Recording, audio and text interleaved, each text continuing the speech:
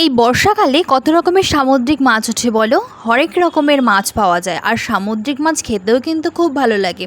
সব সামুদ্রিক মাছের মধ্যে লোটে মাছ, আবার অনেকে ভালোবেসে লইট্টা মাছও বলে। ওই লইট্টা মাছ কড়াইতে দিলে গন্ধেতেই অর্ধেক পেট ভরে যায়। সব রকমের তো লইট্টা মাছের রান্না খেয়েছো, লইট্টা ঝুরি, লইট্টা আলু দিয়ে মাখা মাখা, তবে লইট্টা দিয়ে লতি দিয়ে কি কখনো খেয়েছো? দারুণ লাগে, একদিন বাড়িতে অবশ্যই বানিয়ে খেয়ে দেখো। ঝটপট তাহলে রেসিপিটা দেখে নাও, কালই বাড়িতে বানিয়ে ফেলো। প্রথমে লতিগুলো দিয়ে, তারপর মাছ দিয়ে, তারপর একে একে বেশ অনেকটা পেঁয়াজ কুচি, রসুন বাটা, একটু বেশি করে লঙ্কা বাটা, আদা বাটা, নুন, হলুদ, কাশ্মীরি লঙ্কার গুঁড়ো দিয়ে, সর্ষের তেল দিয়ে একসাথে ভালো করে মেখে কড়াইতে দিয়ে দাও। গ্যাসটা হাই টু মিডিয়াম ফ্লেমে দিয়ে আস্তে আস্তে ঢাকা চাপা দিয়ে রান্না করে নাও। জলটা পুরো শুকিয়ে গেলে নামিয়ে নাও, আর গরম ভাতে খেয়ে দেখো। এরপর মাংস আর লোটে মাছ একসাথে পাশে রাখলে তুমি লইট্টা মাছই বেছে নেবা। আর ভালো লাগলে লাইক আর সাবস্ক্রাইব করতে ভুলো না। আজ আসি, টাটা।